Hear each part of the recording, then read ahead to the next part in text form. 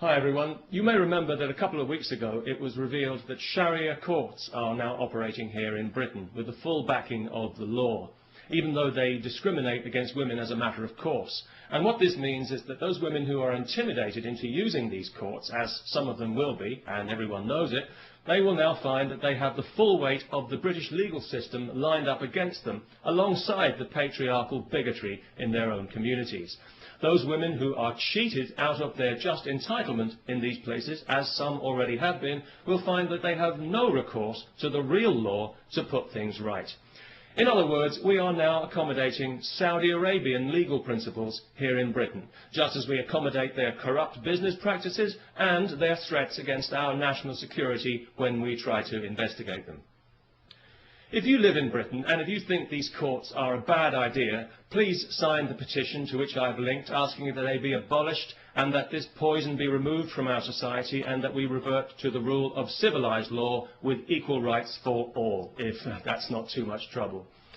You know, over the last 11 years of this Labour government that we've had in Britain, the British people have seen their society subjected to social engineering on a massive scale by a misguided and arrogant liberal elite who, in their eagerness to fragment the fabric of our society, have actually succeeded in giving civilised values a bad name.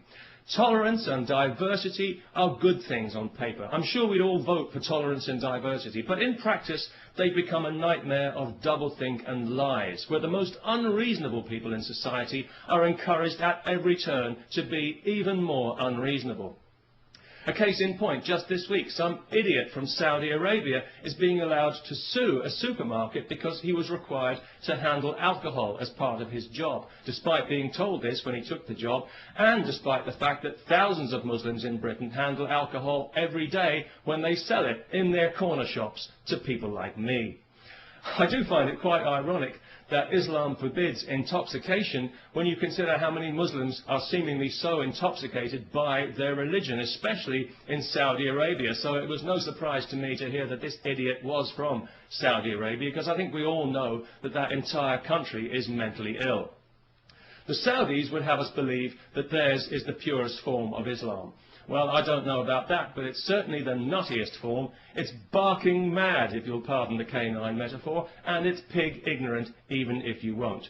It's got to be just about the nastiest belief system on this faith-obsessed planet, and it's a cowardly one as well, enforced by cowardly men who are afraid of women and whose only language is ultimately violence. They're absolutely pathetic, and history is already laughing at them.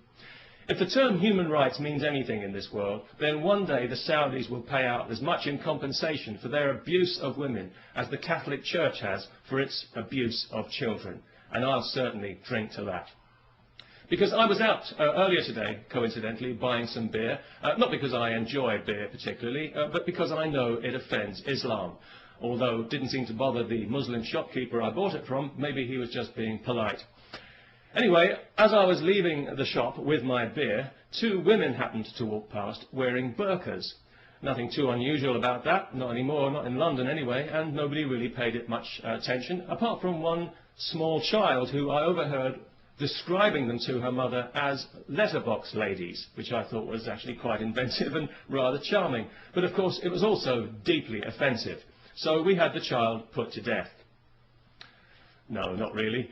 But it was lucky that neither of the women actually heard the offensive and insulting remark, because obviously each of them had her head encased in a cloth sack. So that was good, because it meant that the police didn't have to be called, no human rights people needed to get involved, and nobody required any financial compensation for hurt feelings, which I thought made a very pleasant change indeed. And of course, as a result, we didn't have to listen to any propaganda sound bites from some Islamist Saudi shill at the Muslim Council of Britain. So all in all, it worked out for the best. And it just goes to show that these things don't always have to end in tears. Peace, especially to everyone who remembers to sign the petition.